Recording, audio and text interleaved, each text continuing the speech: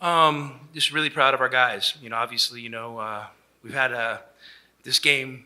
We've really looked forward to playing it since last Saturday. We had an awesome introduction to the Big 12 in Lawrence, Kansas, and it was a very similar game today. And they kind of made the run at the end, and it kind of left a bad taste in our mouth. But by no means does that mean just because you lost the last one, that the next one's going to be given to you. So our guys came out and did a great job preparing this week and making it happen, and just really proud of our guys overall. This has been a resilient group. We've had some tough days, but we're here for it. So I'm really proud of how the guys came out and played today. Okay, our first question is going to be on the right, about 6 rows back. Hey, Shamoni KOD. Coach, after the game in Lawrence on Saturday, you summed it up essentially by saying there was a lot of selfish basketball. Out there tonight looked completely different in that front. Talk to me about kind of the night and day from Saturday. I don't know if there was a lot of selfish. I mean, maybe I said that's a coach in the heat of the moment. I just thought, we could make some better decisions. And just, when we have certainties, and one of our certainties has always been fundamentals. When we can count on fundamentals and IQ, it's a game changer for us. And so, sometimes, those will get lost in maybe hunting too aggressively hunting shots, or getting in the paint and not playing on 2 feet. And I thought our guys did a good job kind of settling in today. And Trey, for instance, had a couple. I was telling him, and I was like, I think you can drive the ball on these guys, and he took a three, and it was wide open. And then I told him that, and he wasn't a bad shot. But then the next possession, I think, in the first half, he drove it, and I think he had a dunk attempt. That's when there was him and Adams kind of met at the rim, and I think once he saw that and kind of settled in and played on 2 feet, and he was just a difference maker. So when we can make those kind of adjustments, it's a game changer for us. We'll stay on the right, second row. Hi, Bruce Pascoe, the Arizona Daily Star. Tommy, what went into the decision to flip-flop these two guys in the starting lineup, and did you feel it? Do you have any idea it would play out the way it did with them both playing? Listen, I'm not Nostradamus. Isn't that what you called me before? I'm not Nostradamus. I'm just a coach, and I just felt like it would maybe be the right move today. Trey's really been trending the right direction, and listen, Trey's a first-class guy. Last year he's the mid-major national player of the year. He comes to Arizona, has some success, but then has some struggle.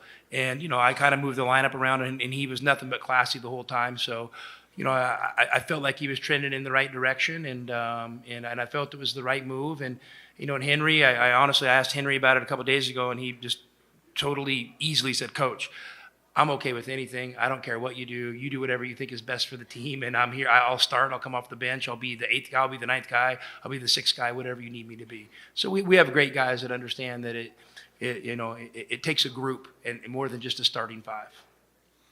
Okay, we're going to go on the right side here on the front row. Coach Rob Collins from the Fox affiliate here in Kansas City. You talk about your bench scoring. Henri and the guys have 46 points in the bench and also 45 points in the paint for you guys. Well, we make no bones about it. We don't mind playing games in the paint, and it's kind of how we're built. And we like throwing in a few threes here and there too. But we have no problem, playing in the paint. And I think if you look at the guys that coming off the bench, today for us, you had obviously Carter Bryant's an elite young talent. You have Henri, who's getting experience and really talented, and you have KJ Lewis, who's a game changer with his effort and energy. Those are really good players. So when you can bring 3 guys off your bench like that, and kind of have a team that settles into executing a game plan with poise, I think that's a good formula, and these guys showed something tonight. Okay, let's go to the left side, about 7 rows back. Ben Hook, University Daily Kansan.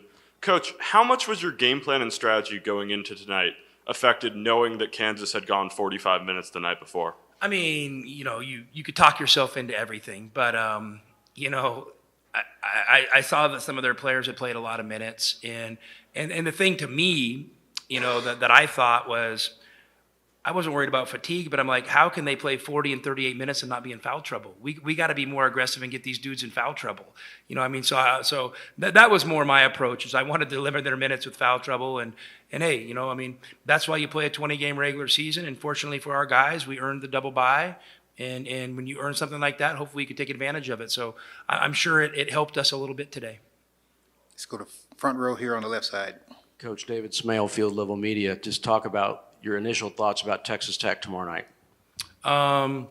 Well, I think they're, one of the most disciplined teams in the country. I mean, they're really they know what they want to do and they're able to execute it with a lot of certainty. And when they make a plan, they have a conviction to stick with it, and it's really impressive. And obviously, they're playing with great confidence. They're shooting the ball well.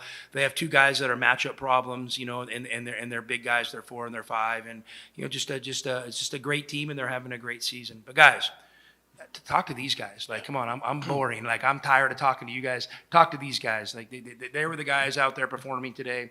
I was just able to enjoy the show. Okay, let's try that first over here on the right on the second row. I was going to ask all three of you, but about just the difference in the defense inside than 5 days ago. What was the difference? Did you guys think? I mean, obviously, you just haven't played them. We got a sense in how they did things offensively. We felt we had a great game plan there. Obviously, it didn't go our way, so Coach Murph led the scout. We made some changes, and we really stuck to that plan today. We didn't go off, do our own thing, do what us players felt was best. The coaches laid out a great plan for us, and I felt we did a great job executing it today. Yeah, I agree with what Trey said. Like, we just followed the plan. We just had played them, so we knew the tendencies. I think we concentrated all week playing for them, against them. And we just, at their plays, we left with a bad taste in our mouth, like Coach said before, and we definitely wanted to play against them and wanted to execute the plan the way we needed to. Okay, let's go in the front row here on the left. Gary Bedard, KC Star, to the players. You closed the game out 18-8, I think. What did you think of your performance that stretch, and what did you think of Kansas's defense overall?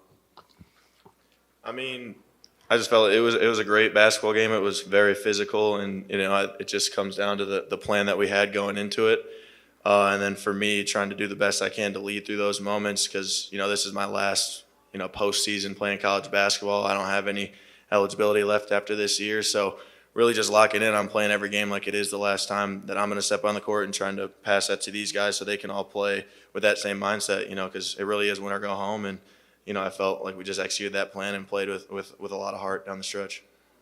I got to give a shout out to the guards. They did a great job getting through the ball screens and helping us bigs. We were able to recover quicker, and I think at the end of the game that made a huge difference for us. Let's go on the left side here on the third row.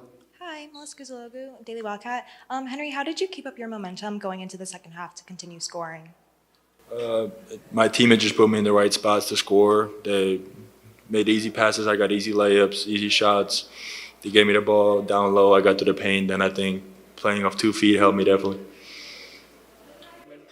I don't know if the shots were easy, but I thought Henri did a great job with his physicality and finishing them. And that's something that we've been stressing. So, those were some tough finishes. So Henri deserves a lot of credit for finding a way to stay on balance and get it up and in.